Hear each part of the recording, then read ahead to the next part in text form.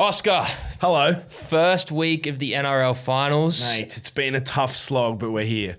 Who is on your shirt? Can we give them a shout out? Mighty UQ first? Hounds. Yeah, the mighty University of Queensland Hounds won their 7th or 8th grand final last week. So shout out to Jesse and the boys. It's only because my Griffith Dragons are underperforming. Yeah, I think we beat you so many times you have to drop out of the comp. But anyway, let's talk about the NRL Finals. Let's talk about the real footy, yeah, eh? Yeah. So we're going to start Friday night, Penrith Panthers v the Sydney Roosters down in Penrith. Mm-hmm.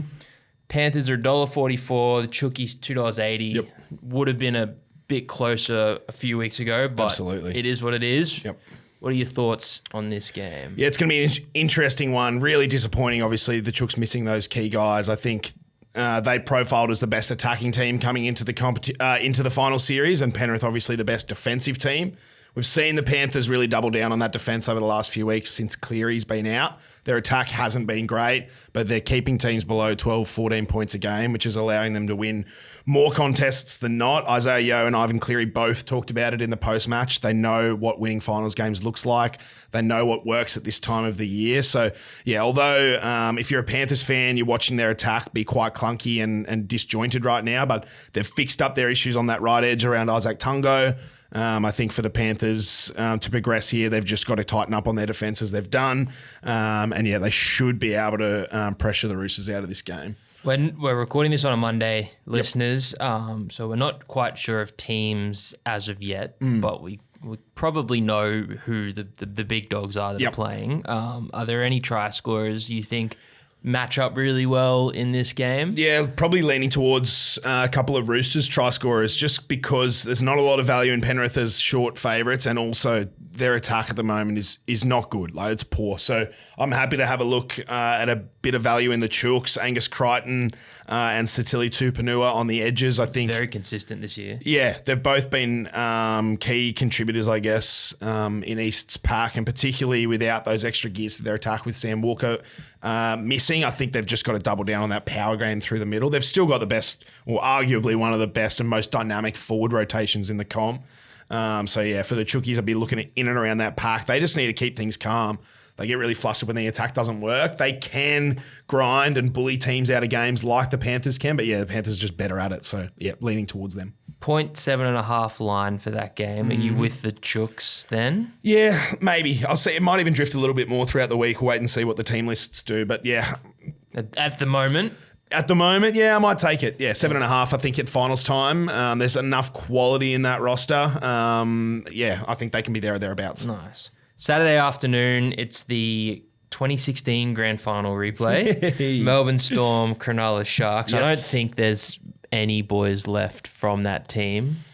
Oh, jeez. That maybe that's one for the punters. Time. Yeah, come spray us in the comments if we've blatantly forgotten someone. Look, are the Sharks a chance here at all, or is it just Storm by how many? I think the Sharks are a chance. I mentioned on the podcast this week, the touches shared between Nico Hines and Braden Trindle in NRL round 27. Trindle 51, Hines 57. Usually it looks like Nico on the ball about 70 to 80 times a game and Braden 30 to 40. They look a lot better when they're sharing it, and there's a nice balance in their attack.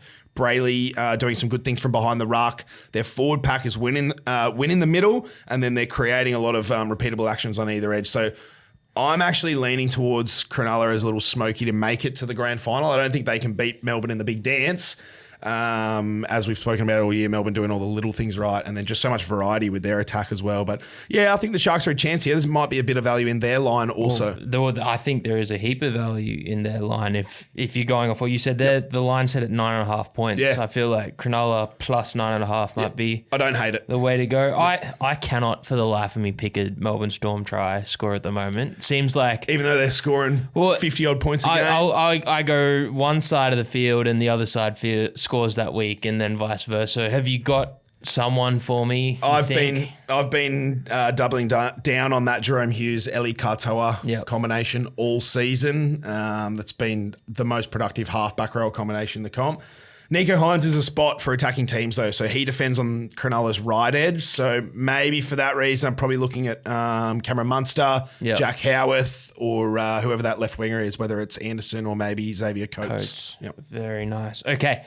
Saturday night, North Queensland Cowboys and the Newcastle Knights. Yes. The two teams, I'll be honest, I didn't think we were going to make the finals this year. Yep. I was a lot lower on the Cows than a lot of other people, but I think we can both agree the Knights aren't ones we thought would be playing. Yeah, I can already hear the comments just roasting me. Who do these guys think they are? Oh. Obviously, I do not think I'm a better coach than Adam O'Brien, and obviously I will never be the kind of player that earns an NRL contract at an NRL club, but very surprised to see the Knights here at the moment. I'm very confident in the Cowboys, particularly their attack, to outscore Newcastle in this one. Okay, fair enough. Look, well, this is another one where the line's set at 7.5 points.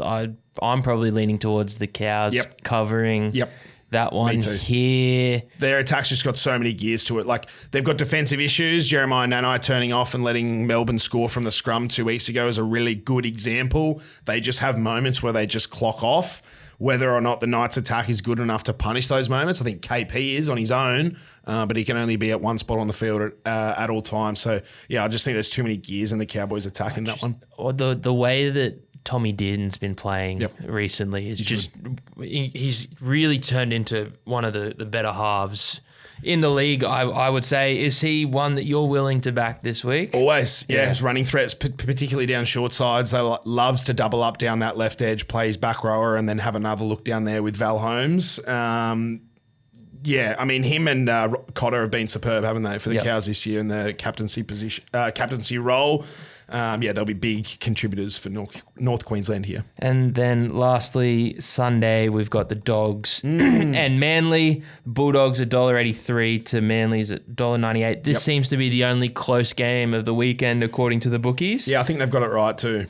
I'm struggling to split these two. I really liked Manly 2 weeks ago when they played a round game. I thought Manly's attack had too many gears in it. I've spoken about Lachlan Croker and what he does from behind the ruck and allows Luke Brooks and Ches to kind of threaten on either edge. It all starts from the middle for this Manly side, though. If guys like Paseka, Aloiai, Lodge, Brown, Toff Sipley, if those guys can win the ruck, Manly are very, very hard to beat with or without Turbo. But when they don't win the ruck, that attack struggles against, I guess, a fresh or a set defensive line. And the Bulldogs, although they got beaten through the middle last time Manly met, I don't know, I'm just expecting maybe a little step up from then coming into finals. They get Matt Burton's kicking game back, so they'll be more competitive in yardage.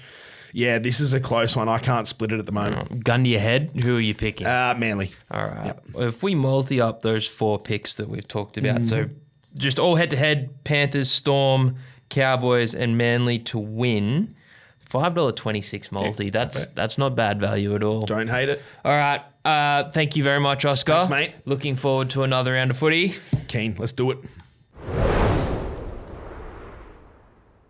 Chances are you're about to lose. For free and confidential support, call the number on the screen or visit the website